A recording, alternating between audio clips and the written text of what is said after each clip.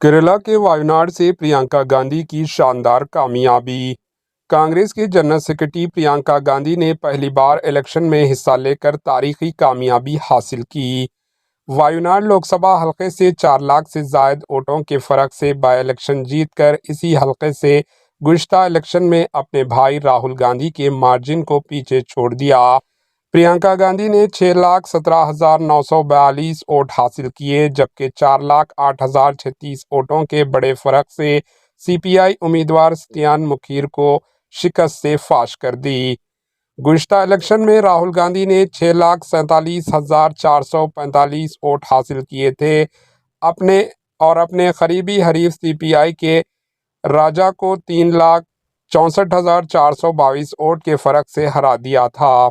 इसी तरह राहुल गांधी ने 2019 इलेक्शन में वायनाड से पहली बार मुकाबला करके 7,06,367 वोट हासिल किए थे। Bureau report, HN news. So much love in my whole campaign while I was there, and then for voting for me in the manner that they have.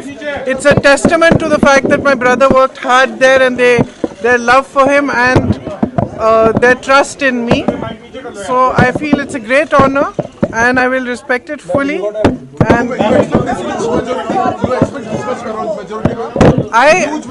I just was happy getting the love of the people.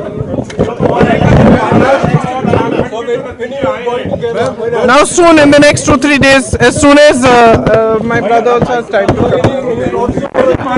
Let's see what they. AHN news को like करें, share करें और subscribe करना ना भूलें।